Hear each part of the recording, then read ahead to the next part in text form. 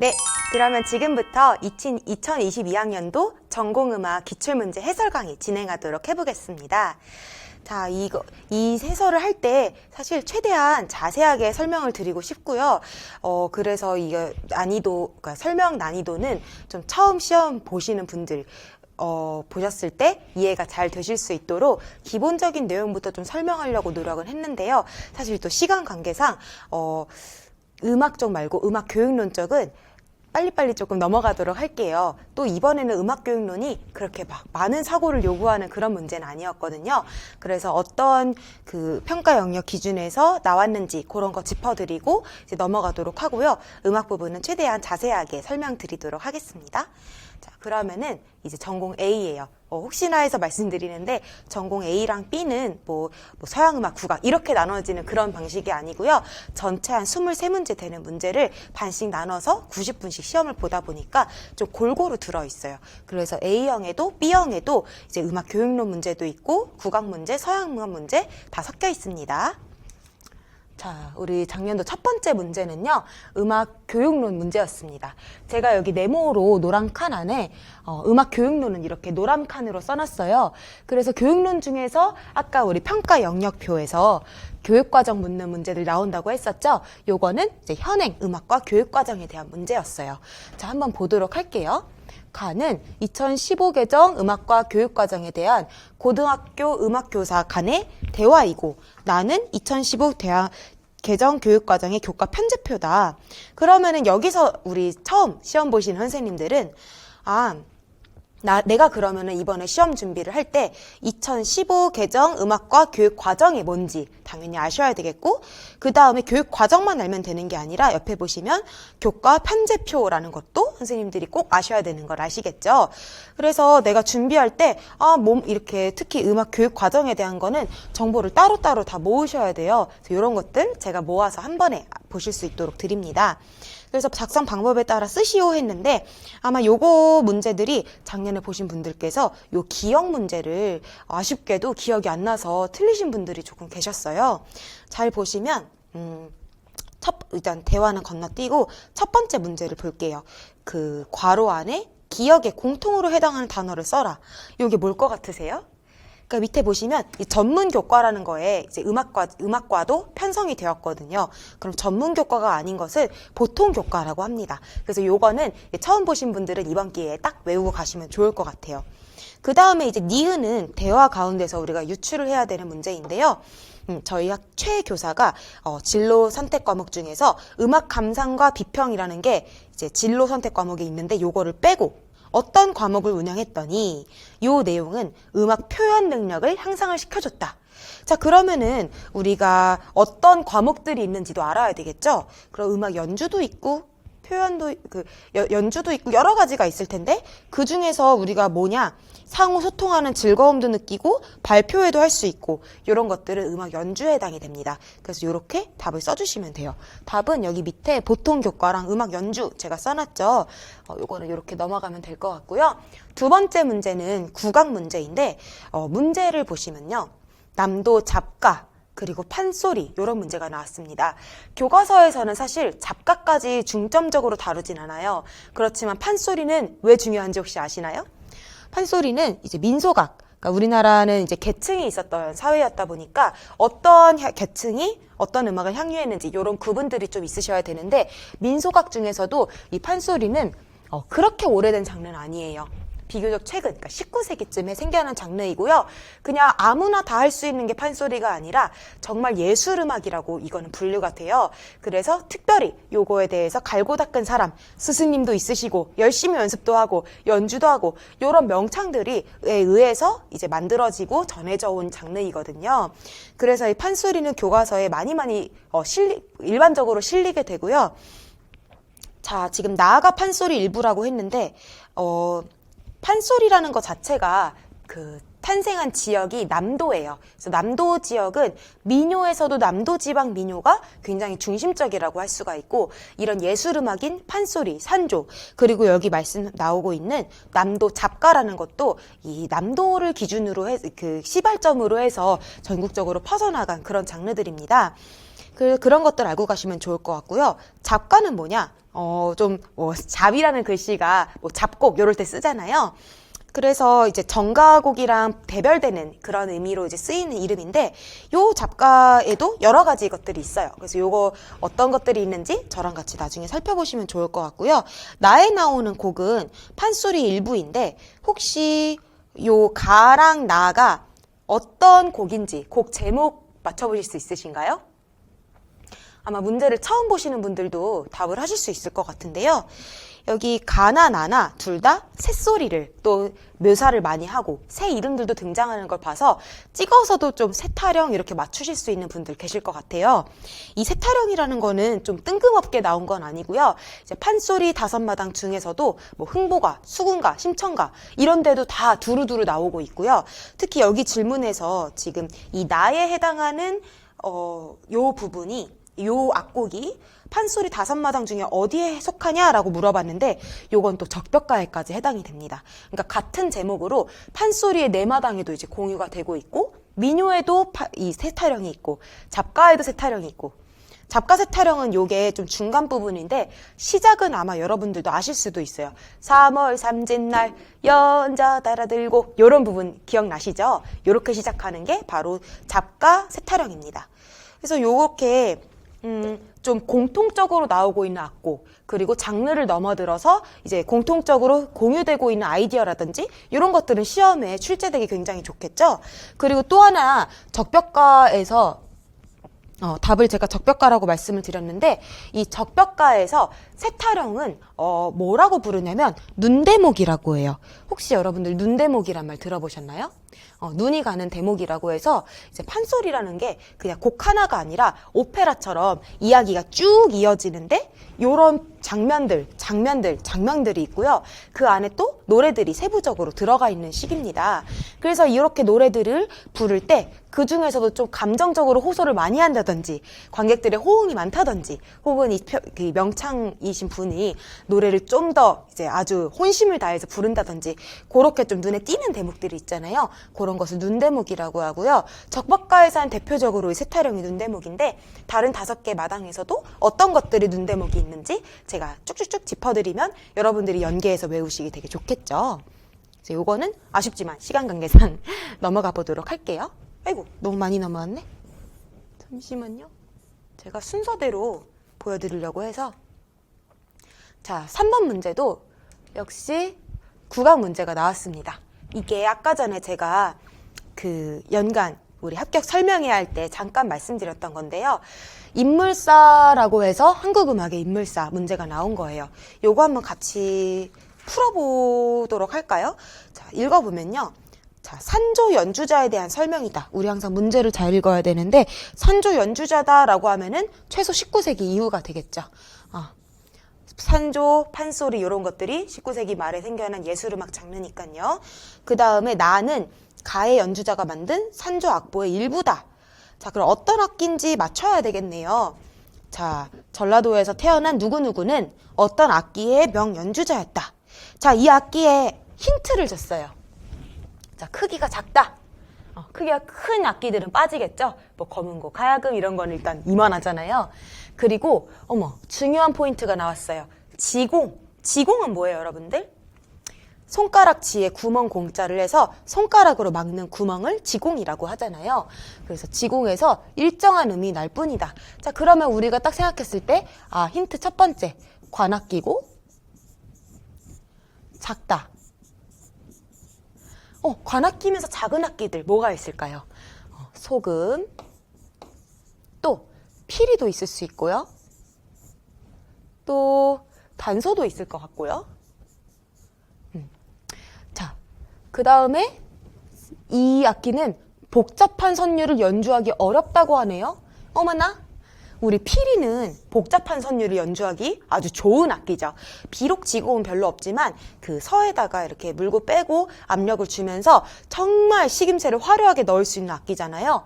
소금도 마찬가지거든요. 그래서 이 악기들은 좀 빠지는 걸로. 그 다음에 산조처럼 극적인 표현이 필요한 음악에는 어울리지 않는 악기로 인식되었다. 근데 우리 피리는 그 또 산조도 있잖아요. 그래서 이건 넘어가도록 하고요. 그런데 그는 풍류에만 쓰이던 이 악기의 한계를 극복했다. 자, 그럼 풍류에 쓰인 악기 우리 뭐가 있는지 한번 기억을 떠올려 볼까요? 풍류에는 대표적으로 검은고, 가야금, 이렇게 검은고, 가야금이 있을 땐 새피리, 피리, 대금, 해금, 그리고 장구. 거가 피대 해장. 요렇게 좀 앞글자로 외우시면 좋거든요. 여기다가 이제 양금이나 단소가 들어가게 됩니다. 자, 그러면은 다 나왔네요. 여기서 단소가 풍류악기에 쓰이고 있다가 크기도 작죠, 관악기죠, 다 맞아 떨어지지 않습니까? 그리고 마지막으로 확인을 해보면 신소, 여기 있는 소자가 잘 보이시는지 모르겠는데 이게 단소할 때 소자예요.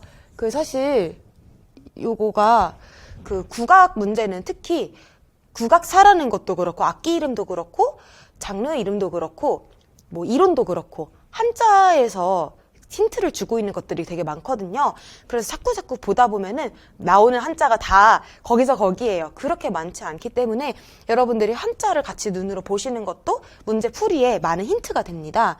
그리고 죽신이라고 했다. 그럼 대나무로 만들었으니까 당연히 그렇겠죠. 그러면은 이 악기가 이제 음역대도 보아하니까 맞을 것 같아요. 그런데 중요한 거는 인물명을 써야 되잖아요. 인물명은 어떻게 할 수가 있을까요? 이거는 뭐 외우는 수밖에 없겠죠. 그런데 사실 뭐 다른 가야금 산조라든지 뭐 대금 산조, 피리 산조, 검은고 산조 이런 너무너무 유명한 악기들은 그 산조의 창시자들을 대부분 외우고 가셨을 거예요. 근데 제일 마지막에 끄트머리로 이 단소 산조에 대해서는 넘어가실 수 있었다는 게 좀 안타까워요. 그래서 아마 틀리신 선생님들께서도 다른 산조 다 아는데 이거는 산조 창시자 모르겠다라고 생각하신 분들 정말 많으실 것 같아요. 그래서 임용에서 중요하게 생각하는 부분이 이런 산조라든지 이런 부분은 꼼꼼하게 남들보다 한 발 더 나가서 외워야 되겠다. 내가 조금 더 준비를 해야 되겠다. 이렇게 생각해 주시면 좋을 것 같아요. 자, 요거는 그러면 넘어가 보도록 할게요. 자, 그 다음 4번 문제는 리스트에 피아노 편곡 악보가 나왔습니다. 자, 악보를 보시기 전에 먼저 문제를 끝까지 읽으셔야 되는데요. 페달 그림이 나왔죠. 다에다가. 이 문제는 자, 여기 보시다시피 피아노 반주법이라는 게 그 평가 영역에 제일 마지막에 나와요. 반주법에는 특히 이 반주 형태와 페달 사용법이라는 것도 명시가 되어 있습니다. 사실 우리가 악전을 많이 외우면서 준비를 한다고 하시는데 악전이 외우다 보면 또 정말 끝이 없는 것 중에 하나가 또 악전이거든요. 그래서 이것도 그 출제되는 그 영역 기준에 맞춰서 우리 준비를 같이 해보도록 해요. 여기 보시면 우나 코르다 여기 보셨죠? 우나 코르다가 아마 많이들 외우셨는데 무슨 뜻인가요? 요거는 피아노 페달이 3개가 있을 때 맨 왼쪽 페달을 누르라는 뜻이잖아요. 자, 그런데 요 페달을 왜 우나 코르다라고 하는지 우리 어원을 한번 살펴봤으면 좋겠어요. 이게 음악 용어는 이탈리아어가 되게 많잖아요. 그쵸? 우나 코르다는 결국에는 원 스트링이란 뜻입니다. 근데 이게 왜 이런 이름이 붙었냐면은 피아노의 그 악기 구조를 한번 보시면 전공자들은 아시겠지만 이제 해머로 줄을 때린다 그러잖아요. 이게 해머예요. 해머로 매어져 있는 줄을 때릴 건데 사실 피아노 줄이 뭐 도 하나를 눌렀을 때 도 줄이 한 개만 있지 않거든요. 이 그랜드 피아노 기준으로 자, 줄이 3개가 동시에 울려서 도를 냅니다. 그런데 이 제일 왼쪽에 우나코르다 이 페달을 누르시게 되면은 이 해머가 이쪽으로 살짝 움직여요. 그래서 어떻게 되냐면 살짝 움직여서 2줄만 연주를 하게 됩니다. 그렇게 해서 이거를 2줄이라는 이름으로 부르기도 하는데 보통은 한 줄을 비껴가서 이제 우나 코르다 라고 이름을 붙이게 되고요. 그래서 이 페달을 그럼 띄었을 때는 다시 세 줄을 연주를 하시게 되겠죠. 자, 그래서 페달을 떼었을 때는 세 개의 줄을 연주한다 라는 뜻으로 트레, 코르데 라고 하게 되시는 거예요. 우나, 코르다, 트레, 코르데 요렇게. 그래서 사실 이거는 어원이랑 조금 연계해서 한번 보셨으면은 잊어버리기도 좀 쉽지 않았을까 이런 생각도 드는 문제예요. 이거를 많이 쓰시는, 사실 관현악에서 많이 쓰시는 표현으로 이제 센자라는 표현도 많이 쓰시는데, 요거는 이제 페달에서는 해당이 안 되는 그런 용어였습니다. 그래서 요거는 조금 안타까웠고요. 그 다음에 요 악곡을 이제 연주할 때 건반에서 손을 뗀 다음에도 울림이 지속되도록 밟는 페달. 요거는 아마 이제 한 번쯤이라도 피아노 연주해 보신 분들은 잘 아실 텐데, 제일 오른쪽 3번 페달이 되겠죠. 그래서 답은 3번이 되겠습니다. 요거는 넘어가 볼게요. 자, 지금까지 보시면은 그렇게 네. 보시면은 줄기에 맞게 공부해야 되는 그 필요성을 느끼고 가시면 참 좋을 것 같아요. 자, 여기 문제에서도 마찬가지로 화성법, 화음, 부속화음을 포함한 비화성음, 요런 그 유형에 맞는 문제라는 거 먼저 확인해 주시고요. 그 다음에 문제를 한번 보도록 할게요. 현악 4중주의 총보가 이제 제시가 되어 있고요. 그 다음에 첫 번째 문제, 기억에 알맞은 음자리표를 그려라. 자, 그리고 화음 기호를 써라. 비화성음 명칭을 써라. 전형적인 화성음 문제가 되겠네요. 난이도는 그렇게 어려운 편은 아닌 것 같아요. 자, 여기는 보시면은 조금 확대해 볼게요. 잘 보이시죠? 여기서 어쨌든 음자리표가 여기서 바뀌었을 때 요 음정과 여기에 해당하는 이 음들이 C장조에서 1도의 사륙화음을 보여주고 있다는 얘기잖아요. 그럼 1도의 사륙이라는 것은 1도가, 아이고 여기다 안 그리고 옆에다 그려볼게요. 1도가 도미솔이 있는데 그걸 두 번 전일해서 솔, 도미 요렇게 쌓는다는 뜻이니까 제일 중요한 건 이 베이스 음이 뭐가 돼야 된다? 솔이 돼야 된다 라는 거를 아셔야 되고요. 그럼 이 음이 솔이 되려면 어디가 기준음이 돼야 되는지 한번 봐야 될 것 같아요. 자, 솔, 파, 미, 레, 도. 자, 위에서 두 번째 줄. 여기가 도가 되어야 됩니다. 자, 그럼 이거에 맞는 음자리표 뭘로 그리면 될까요? 자, 우리 가온 음자리표라고 해서 여기도 보이는데 여기는 이렇게 볼록 들어간 이 부분이 도라는 걸 알려주는 거죠.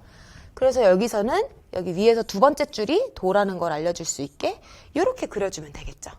자, 그리고 이제 말 나온 김에 사실 음자리표에 대해서 살짝 말씀을 드리자면 얘는 이름이 영어로 G 클래프고 얘는 F 클래프인 거 알고 계시죠? 왜냐? 얘는 여기 시작하는 요 꼭지가 G 음정을 지시하기 때문에, 그리고 이 음자리표는 이 시작하는 꼭다리가 F 음정을 지시하기 때문이에요.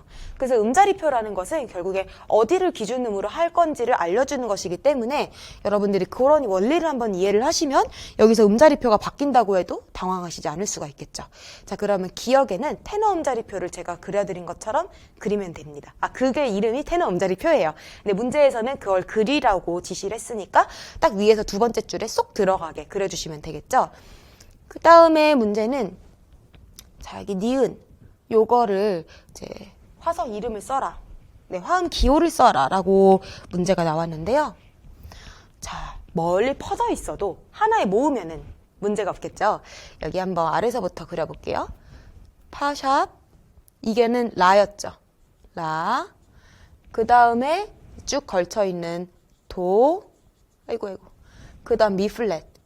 딱 보니까 이 네 개의 음정 간격이 딱 7도 화음이 이렇게 딱 되게 되어 있는데, 7화음이 되도록 되어 있는데, 잘 보시면은 여기가 솔, 도, 이렇게 해결이 되게 되어 있어요.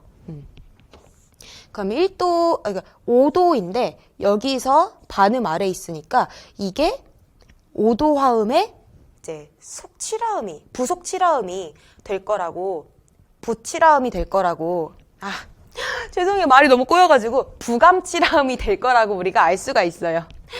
아이고야. 이렇게 부감치라는 표시는 이렇게 해주시면 됩니다. 이 음정 간격을 보시면서 이 화성 문제는 조금 쉬웠던 게 마지막에 5도에서 1도 이렇게 넘어가는 거 그 직전에 이렇게 생겨서 이 음정 간격들이 7음이구나 라는 걸 알 수 있기 때문에 사실 화성학을 조금 공부를 하시면 금방 푸실 수 있는 문제라고 생각이 돼요. 자, 그 다음에 여기 비화성음이 뭔지 우리 한번 맞춰보도록 할게요. 여기에 8에서 9마디라고 하면 여기 부분이거든요. 그럼 우리 비화성음은 한번 복습을 하고 가면 좋을 것 같은데 종류가 이렇게 다양하게 있어요. 그냥 지나갈 때 패싱톤, 경가음, 맨 처음 거요. 그 다음에 어디 갔다가 원래로 돌아왔을 때 경과적으로 쓰였다 해서 경가음. 그리고 혼자서 이렇게 앞에 음이 쭉 이어져 있어. 나머지는 바뀌었는데 나는 가만히 있다가 나중 가서 이렇게 화성음을 써줬다 했을 때는 서스펜션이라고 해서 계류음이 되겠고요. 그 다음에 내가 화음이 다 같이 바뀔 때 먼저 나왔어 이랬을 때 안티시페이션이라고 해서 선행음 이렇게 말해주고요. 그 다음에 이거는 약박에 미리 나온 건데 요거는 강박에서 다른 음이 먼저 나왔을 때는 아포지아투라라고 해서 전타음이라고 하죠. 자, 요런 비화성음에 대한 문제는 임용에 사실 되게 여러 번 많이 나왔어요. 그래서 앞으로 돌아와 보시면 요거는 다른 음들은 다 화음이 바뀌었는데 지금 이 바이올린 세컨에서 연주하는 부분만 쭉 이어지고 있다가 다 바뀌고 나서 혼자 나중에 해결이 됐죠. 그래서 요럴 때는 뭐라고 써줘야 될까요? 자, 여기는 답을 계류음이라고 해주시면 되겠습니다. 자, 그러면 여기 넘어가 볼게요. 막상 같이 풀어보니까 그렇게 어렵게 느껴지진 않으시죠? 사실 이번 문제는 다들 입을 모아 하시는 말씀이 국악에서 좀 변별력이 높았다라고들 말씀을 하세요. 그래서 선생님들 보시면서 서양 음악은 요 정도는 내가 알고 가야지 확실히 대비할 수 있겠다라고 생각해 주시면 될 것 같습니다. 자, 그 다음에 6번 슈베르트 가곡이 나왔어요. 그 중에서도 대표적인 죽음과 소녀가 나왔고요. 아마 시험 보실 때쯤이면 이 곡을 처음 보시는 분은 안 계실 거예요. 이거는 교과서에도 굉장히 많이 나오고 있는 곡이니까요. 자, 요거는 보시면 이렇게 악곡 자체가 익숙한 게 나왔을 때는 사고력을 요하는 서답형 문제가 출제되기 마련이죠. 자, 문제를 보시면 가곡의 유형을 써라. 그리고 가사를 참고해서 도입부에 모티브가 사용된 이유를 써라. 이건 음악 분석이 정말 잘 이루어져야 되는 부분인 것 같아요. 자, 여기서 가곡 유형이 답에 대한 의견이 되게 분분했었어요. 근데 사실 교과서에서 다루고 있는 그 예술 가곡이라는 것은 예술적인 가곡이에요, 말 그대로. 그러니까 어떤 것들만 딱 예술 가곡이다. 나머지는 비예술 가곡? 그런 표현은 또 없거든요. 그래서 그런 예술 가곡들에는 유형을 교과서에서 뭐라고 나누고 있냐면 통절형식, 그 유절형식 이렇게 섞인 거 이런 식으로 구분이 정확하게 되어 있습니다. 그래서 이 노래 같은 경우는 가사를 보시면 알겠지만 뭐 1절, 2절 막 계속 되풀이되는 것이 아니라 소녀가 얘기하는 부분 노래가 또 다르고요. 죽음이 노래하는 부분이 또 그 가사와 음악이 새롭게 계속 흘러가는 통절 형식의 곡입니다. 그래서 이것에 대한 답은 통절 형식의 예술 가곡 이렇게 써주면 가장 정확하다고 보시면 될 것 같아요. 그 다음에 죽음의 모티브가 사용된 이유를 쓰라고 했으니까 우리가 죽음의 모티브를 한번 찾아볼게요. 자, 여기 죽음이라고 나온 부분이 They are told라고 써있죠. 여기가 보시면 음표가 안 보이시겠구나. 제가 조금 키워드릴게요. 여기 레부터 시작하는 거예요. 레레레레 레레레레레레 어때요? 조금만 불러봐도 음정이 변화가 없고 굉장히 단조롭게 불려지고 있는 걸 아시겠죠? 여기 가사를 보시면은 너 손을 줘라. 나는 사납지 않다. 이러면서 죽음이 소녀를 꼬드기고 있는 그런 안심시켜주고 있는 부분이에요. 반면에 소녀는 음악을 어떻게 하고 있냐면 라시라 랄라도시 시도도도레 하고서 대조적으로 음역대도 훨씬 높아져 있고 올라갔다가 내려갔다가 올라갔다 내려갔다가 이렇게 도약적인 선율 진행도 하고 있고 증음정도 보이고 있어요. C플랫, 도샵 이렇게. 그래서 음악적으로 대조를 보이고 있는데 제일 처음에 도입부에서는요. 죽음의 동기가 어떻게 나타났냐. 여기 오른손 제일 위에 성부를 보시면 레, 레, 레, 레, 미, 파, 미, 레, 도, 레 하고 반복이 되거든요. 그러면은 소녀의 그런 그 도약 진행 선율보다는 죽음과 훨씬 닮아 있죠. 그럼 그 부분을 작성을 해주시면 돼요. 그 요령은 이렇게 써주시면 됩니다. 죽음의 모티브가 피아노 성부에서 먼저 제시가 됨으로써 곡의 유기성을 형성했다. 이 정도로 써주실 수 있으면 되거든요. 분석이 그렇게 어렵지 않죠? 뒤에 문제도 마찬가지예요. 지금 노래 성부의 특징을 이렇게 소녀랑 죽음을 대비시켜주는 걸 음악적으로 어떤지 얘기를 해봐라 라는 건데 친절하게 제시도 다 해줬어요. 선율, 윤곽은 어떻게 다른지, 음역은 어떻게 다른지. 음역은 아주 단순하게 우리 얘기했었죠? 소녀는 조금 고음역에서, 그 죽음은 저음역에서이고요. 그 다음에 이런 음악적인 특징 다른 것을 여러분들이 자신의 용어로 쓰실 수 있으면 됩니다. 저는 이제 소녀는 도약 진행과 증음정을 사용했고 죽음은 동음을 반복하고 순차 진행했다. 그리고 소녀는 고음역에서 죽음은 저음역에서 제시됐다. 이렇게 저는 간단하게 쓸 것 같아요. 그래서 여러분들도 이 음악적인 특징을 내 눈에 먼저 분석이 되시고 그거를 간략하게 또 핵심적으로 쓰시는 연습을 저랑 하시면 될 것 같습니다. 자, 그러면 넘어가 볼게요. 이번에는 딱 봤을 때는 도대체 이게 뭐야 하실 수도 있는데 사실 문제를 점수를 주는 문제였다고 볼 수 있겠습니다. 근데 여기 나와 있는 개념은 되게 중요하니까요. 한번 보시면 잘 안 보일까 봐 조금 걱정이 되는데 여기 14세기 프랑스 음악에 대한 문제래요. 자, 14세기 프랑스 음악 하면 아마 조금 공부하신 분들은 아르스 노바를 생각하실 수도 있어요.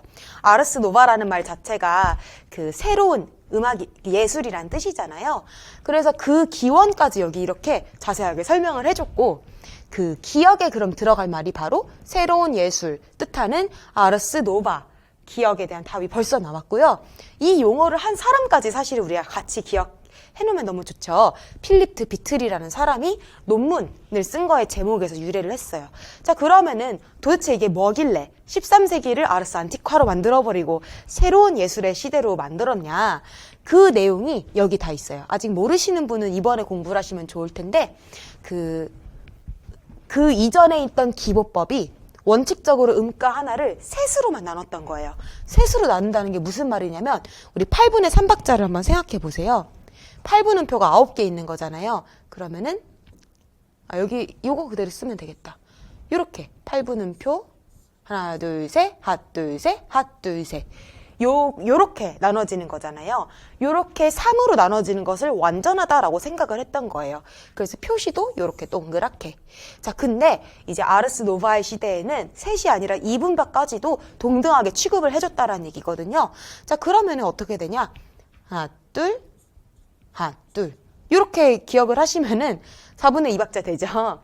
요렇게 되는 것까지도 쓸 수 있게 돼서 리듬의 사용이 굉장히 자유로워졌다라는 것을 기억해 주시면 좋을 것 같아요. 그래서 아르스 노바의 핵심은 이 기보법과 이 리듬이다 라고 생각을 해주시고요. 요거를 답을 쓸 때 요 디귿이 지금 비어 있잖아요. 근데 사실 여기에 답까지 막 써 있습니다. 3분할은 완전 템푸스라서 동그라미, 2분할은 불완전 템푸스라서 반원. 그러면은 놀랍게도 답은 여기에 뭐가 되면 되겠어요? 반원만 그려주시면 됐습니다. 자, 그 다음에 이 분할 방식은 여기 또 써 있어요. 여기 세미브레비스 여기서 두 번째 단계에서 나눌 때는 3분할할 때는 데프롤라치오라고 해서 이 안에 점을 찍고요. 그 다음에 2분할은 소프롤라치오라고 해서 점을 찍지 않는다.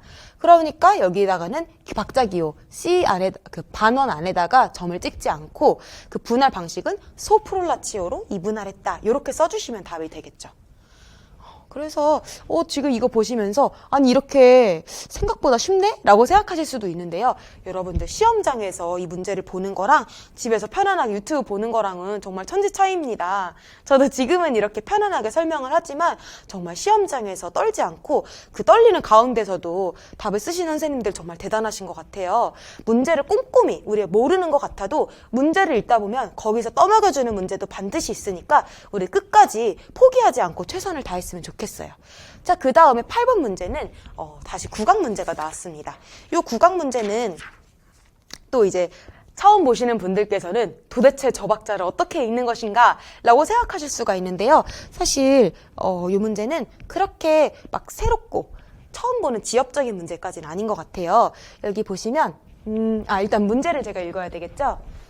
서로 다른 지역의 농악장단이다. 여러분들 농악도 시험에 많이 나오니까 그 교과서 꼭 봐주셔야 돼요. 이 농악에서 사물놀이도 만들어졌고 이 사물놀이가 교과서에서 연주 지도 이런 게 계속 나오고 그 리듬, 장단 이런 거 익히셔야 되니까요. 농악은 꼭 아셔야 되고 특히 그 농악은 우리나라 음악 중에서 가장 옛날의 것이 기록된 형태예요.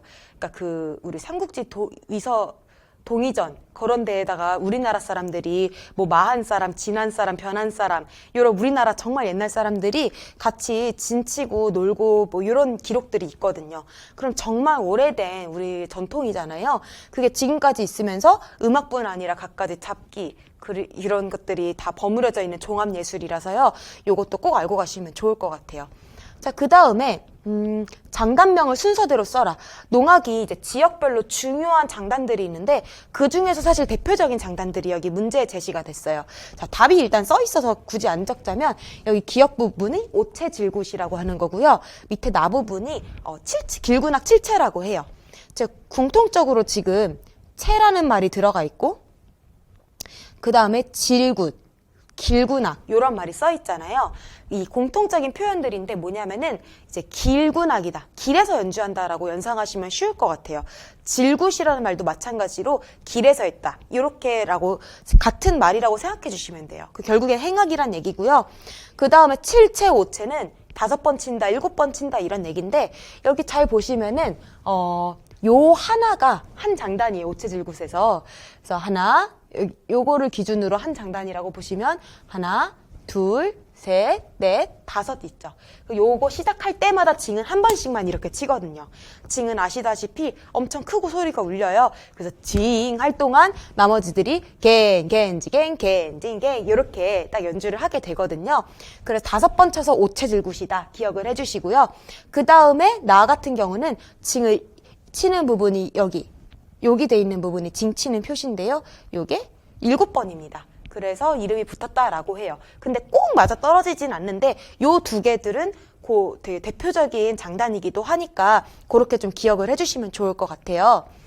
장단명은 지금 해결이 됐고 그 다음에 공통적으로 어떤 행동을 하면서 연주했는지 장단명을 근거로 써라. 방금 제가 설명한 게 다 나왔네요. 채는 징을 치는 횟수고 진리나 길은 행진할 때 연주한다는 뜻이다. 그리고 뭐 조금 더 덧붙여서 쓰자면 뭐 진풀이 할 때 뭐 좌로 돌면서 한다 이런 얘기들이 있는데 이것까지 적지 않으셨어도 이번에 점수를 받으셨더라고요. 그래서 요거는 길이나 질 그리고 채 이런 거 정도 알고 가시면 될 것 같아요. 또 하나는 소박 구조를 쓰라고 했는데 사실 여러분들 소박이라는 개념을 좀 잘 아셔야 될 것 같아요. 사실 저 어릴 때 옛날만 해도 국악의 장단을 3분박 이런 말 들어보셨어요? 3분박 4박. 그러니까 이 말은 뭐예요? 분은 말 그대로 나눈다는 거잖아요. 그러면은 이제 이렇게 하면은 2분인 거고 똑같은 거를 셋으로 나누면 3분인 거잖아요. 그러면 이건 사실 음악적으로 봤을 때는 뭐 예를 들어 이 전체 길이가 4분음표다. 그럼 이거는 8분음표 2개인 거고 이거는 세택단음표인 거니까 길이가 짧아져 버리게 되잖아요. 위에 거에 비해서는. 근데 사실 여기서는 보면요. 이 한 칸을 뭐 한 박인데 얘는 세딕단음표고 얘는 8분음표고 이런 식으로 보는 게 아닙니다. 그냥 각각이 하나의 그 일정한 박을 가지고 있어요. 정간보 읽으실 때처럼요. 그래서 하나 둘 셋, 하나 둘 셋, 하나 둘 이렇게 읽으실 수 있어야 되거든요. 그러면 사실 우리가 뭐 서양 음악에 익숙하신 분들은 아니 이렇게 뭐 이렇게 된 박자표 보시면은 진짜 뭐야 이런 말씀 나오시고 사실 뭐 스트라빈스키에서 뭐 요런 거 나오면은 진짜 복잡하다 이런 생각이 많이 드실 텐데 사실 우리나라 음악에는 이렇게 3소박과 2소박이 섞여 있는 혼소박 형태의 음악들이 굉장히 많이 나타나고 있어요. 아까 설명을 하다 말았는데 요거를 아까처럼 나누면은 분박이겠지만 하나의 박이 3칸으로 이루어져 있어요. 하나의 박이 2칸으로 이루어졌어요. 이러면은 이거를 나눴어요. 그러니까 소박이라는 표현을 쓰게 되는 거죠. 3분박 대신에 3소박 이렇게요. 그래서 요런 이름들이 요런 3소박, 2소박 이렇게 합쳐진 혼소박들이 나타나는 곳이 굉장히 많습니다. 지금 이 농악이라고 하는 곳에서 나오고 있지만 또 대표적으로 뭐가 있어요? 강원도 아리랑에서 아리아리 쓰리쓰리 하나 둘셋 핫둘 하나 둘셋 핫둘 요렇게 혼소박이 나타나고 있죠. 강원도 민요에서도 그렇지만 또 가곡장단도 혼소박으로 나타나고 있고요. 이제 궁중음악에서도 혼소박으로 많이 나타나고 있습니다. 그러면 우리는 이제 익숙해지는 것이 빠른 길이다라고 생각을 하시고 이런 것들을 잘 짚고 가시면 좋을 것 같아요. 특히 여기서는 그 공통으로 해당하는 소박 구조를 쓰라고 하셨으니까 딱 보셨을 때 특히 요렇게 딴따단 이렇게 생긴 거는 삼소박 구조에서 굉장히 많이 나오는 그 리듬 꼴이거든요. 그래서 여기는 하나 둘 셋 하나 둘 셋 하나 요렇게 나눠진다는 걸 눈으로 한번 확인을 하시고요. 이게 대표적인 소박 형태고 그 다음에 여기서도 마찬가지예요. 겐지 겐지 갱 갱게 갱 여기도 2, 3, 3, 2 이렇게 나눠지고 있어요. 이게 실제로 들으면 되게 복잡하면서 멋있답니다. 귀로 익숙해지시는 게 제일 좋아요. 자, 처음 보시는 분들은 꼭 한번 들어보시길 추천드리고요. 자, 그 다음 구강 문제가 또 조금 어려운 문제가 나왔어요. 이 문제가 사실 저는 되게 어려웠다고 생각을 하는데요. 여기 그림을 제시를 해줬어요. 그림을 제시를 해주면서 정제에 대해 질문을 했습니다. 정제는 궁중의 무용이에요. 네, 요 궁중무용은 우리가 춤에 대한 기록이 의궤라든지 홀기라든지 이런 데 남아 있어서 저희가 지금도 열람을 할 수가 있어요. 그래서 지금 시험에서 제시했었던 무신진찬도병은 이렇게 생긴 병풍이에요. 병풍 형태, 병자가 병풍이거든요. 병풍 형태로 어떤 잔치를 하나 열었을 때 뭐 준비부터 뭐 시간대별로 이렇게 그림으로 기록을 한 거거든요.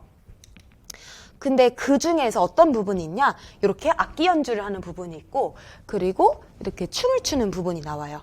근데 이 춤추는 그림은 제가 그 아까 합격 설명회 영상에서 그림을 많이 보셔라 라는 얘기를 했어요. 교과서에 있는 그림들을 좀 모아서 보셨으면 좋겠다.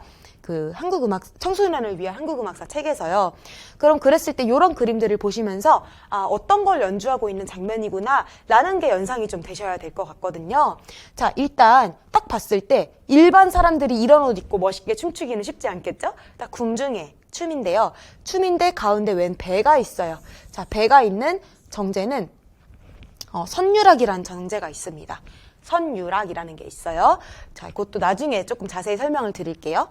그거 할 때 이렇게 연주를 하는데 잘 보면은 챙 치는 악기도 있고 이렇게 소라처럼 생긴 나각도 있고 무 부는 것도 있고요. 나발도 있고요. 자, 이런 악기 형태로 반주를 하는데 자, 문제로 다시 돌아가 보시면 이 악대가 반주하는 궁중 정제 중에 선유락을 제외한 한 가지를 써라. 그러면 이 악대가 누구고 어떤 걸 연주하는지 아셔야 되겠죠. 자, 여기서 연주하는 곡은 대치타이고요. 이 연주하시는 분들은 내치수라고 해요. 그래서 징, 북, 호적 이런 악기들을 연주하게 되는데요. 요렇게 대치타가 반주를 하는 정제가 많지가 않거든요. 선유락하고 황장무 요 정도가 있습니다. 검기무까지. 그래서 그거를 써주셔야 되고 그 다음에 그 정제는 할 때 그냥 춤만 추고 이런 것이 아니라 절차까지 이렇게 다 기록에 남아 있습니다. 여기 보시면 악대가 연주를 하고 있을 때 무용수들이 입장을 하고요. 구호를 호령을 해요. 구호가 뭐냐면 초치하오 이런 거를 크게 이렇게 불러줘요. 이거 영상 찾아보시면은 국악원에서 다 재현 공연을 했거든요. 그래서 보시면 실제로 연주를 하고 있을 때 무용수들이 입장을 하고 거기서 구호를 하고 창사를 하고 이제 춤추고 이런 순서들이 있습니다. 그래서 한 번이라도 찾아보시면은 요게 좀 장면이 머리에 그려지실 것 같아요. 그렇게 했을 때 그러면 기역의 역할 너무너무 쉽겠죠. 기역은 여기 있으신 분들, 요 앞에 두 분이서 여기가 왜 앞이냐면 여기 위에 북쪽이 임금님 계신 곳이거든요. 여기 앞에서 먼저 구호를 호령해 줍니다. 그럼 하는 역할이 바로 나오게 되고요. 이때 창사로 노래하는 곡이 12가사 중에 어부사라는 곡이고 교과서에서 나온 곡이거든요. 그리고 이 어떤 장단에 맞춰 노래하냐? 가장 많이 쓰이는 장단 중에 하나죠. 도드리 장단이라는 걸 맞춰 씁니다. 그래서 우리 도드리 장단이라는 것도 키워드가 돼서 나중에 쭉 한번 연결해서 알려드리도록 할게요. 자, 그 다음에 우리 10번 얼마 안 남았어요. 10번 문제 한번 가보도록 할게요. 이 문제가 또 많이 어려워하신 분들이 계셔서 요거는 설명을 조금 해야 되는데 문제를 먼저 읽어볼게요. 가는 양금신보 중대업의 일부고요. 자, 양금신보는 책 이름이에요. 책 그 악보집 이름이고 중대업은 악곡의 이름이에요. 지금은 연주되지 않지만 이 중대업이라는 곡 자체가 현행 가곡 한바탕의 원료가 되는 곡들이 파생 그 원본이 이제 삭대업이라는 게 있는데 이 삭대업 이전에 이제 만대업, 중대업, 삭대업 이렇게 셋이서 세트였어요. 이제 속도가 다른. 근데 지금은 연주되지 않고 있어요. 중대업이나 만대업은. 그래서 중대업은 지금은 연주되지 않는 이전 형태의 악곡이라고 아시면 될 것 같고요. 그래서 나는 이제 현행 여창 가곡 우락의 일부입니다. 자, 우리가 사실 이제 좀 저랑 같이 자료들을 접하시다 보면은 악보만 보고서도 이거는 좀 옛날 거구나. 고악보들이라고 하거든요. 요런 게 지금도 보존이 잘 돼 있는데 고악보랑 요즘 악보, 요즘 쓰이는 악보들은 국악원에서 다 이렇게 무료로 PDF를 배포하고 있거든요.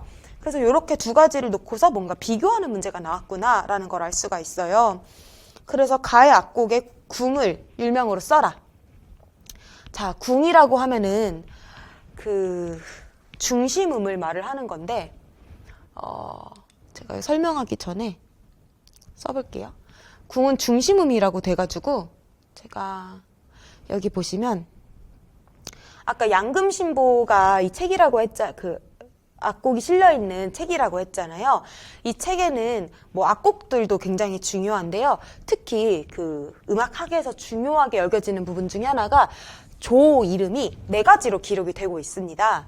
이 조 이름들이 평조, 평조계면조, 우조, 우조계면조 이런 식으로 조가 4개가 있어요. 근데 사실 우리가 지금 그 건너듣기로도 아는 조들은 뭐가 있냐면 평조라는 계면조 이렇게 선법 이름으로서의 조명이 있잖아요. 자, 평조는 솔, 라, 도, 레, 미 요렇게 요 음 간격을 가지고 있는 거잖아요. 그래서 이 처음 시작하는 이 음이 어디가 되느냐에 따라서 그 앞에 그 임종궁이다, 청황종궁이다 이런 식으로 이름을 붙이게 되어 있는 거죠. 마찬가지 계면조도 계면조라고 하는 것은 선법 라, 도, 레, 미, 솔 요 간격을 얘기하는 거고 이 시작하는 음이 어딘지는 또 지시를 해줘야 되는 거죠. 근데 양금신보에서는 지금 그 임종궁하고 청황종궁 2가지 궁을 쓰는데 이 중에서 낮은 조는 평평하다라는 한자를 써서 평조라고 부르게 되는 거고요. 요거는 당연히 선법으로서의 평조랑은 다른 거잖아요. 그 다음에 높은 청황종궁은 우에 있다. 그래서 이 발음을 차용해서 우조라고 하게 된 거예요. 그러면은 예를 들어서 여기에 평조라고 써 있어요. 양금신보에. 그러면은 뭐겠어요? 임종궁 평조선법. 그 다음에 만약에 뭐 우조계면조라고 써 있어요. 그러면은 우리 요즘식으로 풀면은 청황종궁의 계면조선법이다. 이렇게 이해하시면 돼요. 이게 서양 음악에서도 사실 우리가 뭐 C 장조, C 단조, 뭐 F 장조, F 단조 하는 거랑 사실 원리가 같다고 보시면 되거든요. 그래서 요거는 이렇게 읽을 수 있다. 설명을 드린 거고요. 이 문제를 보시면 먼저 궁 이름을 말해달라고 했으니까 여기 봤을 때 가악곡의 궁은 자 평조 계면조라고 써 있으니까 아까 낮은 조에다가 계면조로 돼 있는 거라서 임종이라고 써주시면 되겠네요. 여기에 궁은 임종이 되는 거겠죠. 그 다음에 두 번째 문제 합자보 여기 표시된 요거를 뜻을 설명해라. 합자보라는 거 또 간략하게 설명을 좀 드려보자면 일단은 검은고 연주를 하기 위한 그 기보법이에요. 근데 검은고는 양손으로 연주를 하잖아요. 여러분들이 보셨을 때 이게 왼손이라고 하면 왼손으로 이렇게 궤를 짚고 오른손 술대로 내려치게 되죠. 그래서 이 왼손이 이 줄 6개 중에서 어느 줄을 또 여기 궤가 이렇게 탁탁탁 그 직각으로 있는데 여기에 몇 번째 손가락으로 몇 번째 궤를 짚느냐 요 3가지를 해주고 그 다음 술대로 뭐 한 줄을 할 건지 2줄을 할 건지 뜯을 건지 이런 것들을 지시해 주는 게 바로 합자보예요. 여기 이렇게 제가 잠깐 그려놨는데 그 왼손 주법까지 살짝 말씀을 드리자면 이 손이 올라가는 줄은 대연하고 유연 두 개입니다. 그래서 덩둥등, 당동징 요렇게 손가락이 짚게 되거든요. 그래서 요렇게 짚고 아까 그렇게 일자로 표시가 돼 있었어요. 문제가 그거는 여러 줄을 짚으라는 소리거든요. 여기 잘 보시면 그래서 줄 이름을 제가 지금 설명은 생략했는데 아까 잠깐 넘겨서 봐보시면은 줄에도 그냥 1번 줄부터 6번 줄이 아니라 줄 이름이 있거든요. 자, 여기 보시면 요거는 대연이라는 줄에 궤가 또 세로로 있어요. 그 5번째 궤를 여기 기억자 요 조그만 표시가 이제 엄지손가락을 뜻하는 표시예요. 그래서 엄지손가락으로 짚어라. 그래서 왼손은 이미 다 지시를 해준 거고 그 다음에 오른손으로는 요게 이제 밑에서부터 세 줄을 두루룩 그어라 라는 거거든요. 그래서 그게 지금 현행 악보에서는 사랭이라고 써 있는데 이게 이런 식으로 요즘식으로 읽으면 뭐냐라는 거거든요. 요즘식으로 읽으면 슬 기둥 요렇게 되는 거라서 답은 슬기둥이 됩니다. 자, 문제 다 풀었죠 우리가? 나의 악조를 악조 표시 방법으로 써라. 요렇게 했을 때 여기 겹 가로줄, 우리 서양음악 끝날 때 겹 세로줄인 것처럼 국악에서 겹 가로줄이 끝이 나요. 그래서 여기서부터만 쭉 읽어도 되는데 중, 황, 태, 임, 남 요것들을 우리 순서대로 쭉 늘어보면 황태중임남에서 이제 우조 평조가 되게 됩니다. 왜 우조냐면은 청황종궁, 우리 황종궁으로 지금은 다 통일됐잖아요. 예전에는 그 아까 낮다는 임종궁도 쓰고 했다지만 지금은 황종궁으로 다 쓰고 있기 때문에 양금신보의 그 조명 표기법을 따르자면은 우리는 우조 그리고 선법으로는 평조 해서 우조 평조가 되면 되겠죠. 여기까지 이해가 잘 되셨으리라고 생각합니다. 혹시 이해가 안 되시는 분들은 제 수업을 듣지 않으시더라도 꼭 질문을 해주시면 제가 열심히 답해드리도록 할게요. 자, 이제 남은 두 문제가 있는데요. 요거는 둘 다 음악 교육론 문제고 빨리빨리 넘어갈 수가 있어요. 이거는 보시면은 음악 교육 철학에 해당하는 것들이 아까 리머, 엘리엇이 항상 나온다고 말씀드렸었죠. 이게 음악과 교육과정이랑 같이 맞물려서 문제가 나왔어요. 그래서 요거 같은 경우에는 엘리엇이 음악교육 목표를 음악학위와 뭐의 개발이라고 했을까요? 음악성의 개발이라고 했습니다. 그래서 요거는 아마 개론서 정도 보셨어도 다 푸실 수 있는 문제라고 생각이 되고요. 그 다음에 엘리엇의 그 철학적 생각은 이제 실천주의에 해당이 되는 거 알고 계실 것 같고요. 지역에서 열리는 행사에 학생들도 참여하고 축제에 참여하고 이런 것들 표현, 감상, 생활화 영역 중에서 생활화에 해당이 되겠죠. 그래서 요거는 생활화라고 답을 써주실 수 있고 그 다음에 그 영역에 대한 목표 자체가 이렇게 음악과 관련된 다양한 행사에 참여하고 행사에 대해 평한다. 요거는 교육과정에 대해서 좀 암기해 주셔야 되는 부분. 이렇게 간단하게 좀 넘어갈게요. 자, 지금 전공 A 부분의 마지막 문제입니다. 자, 12번 문제를 보시면 이거 역시 좀 기본적인 음악과 평가에 대한 문제였는데요. 자, 보시면은 실기 채점 기준표에 해당하는 음악 활동 뭘까요?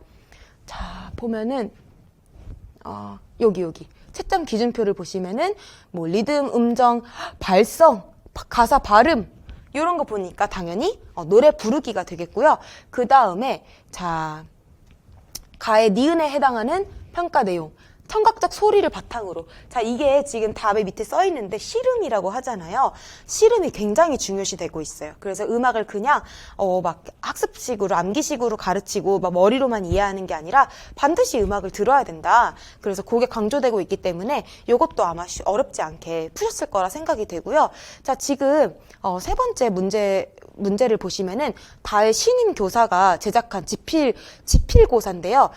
베토벤 작품에서 시골 생활의 전경을 표현한 교향곡 이름을 써라 라고 했는데 자, 방금 우리가 씨름이 되게 중요하다는 얘기를 했잖아요. 근데 여기서는 지금 씨름을 들려주지 않고 지식 위주의 평가가 이루어지고 있다. 이 부분만 짚어주시면 됩니다. 그래서 어떻게 해야 되냐? 음원을 실제로 들려주면 된다. 그래서 교육론까지는 그렇게 어렵지는 않게 푸실 수 있었을 것 같아요. 자, 우리 A형은 여기까지 수고 많으셨고요. 잠시 뒤에 B형을 같이 풀어보도록 하겠습니다.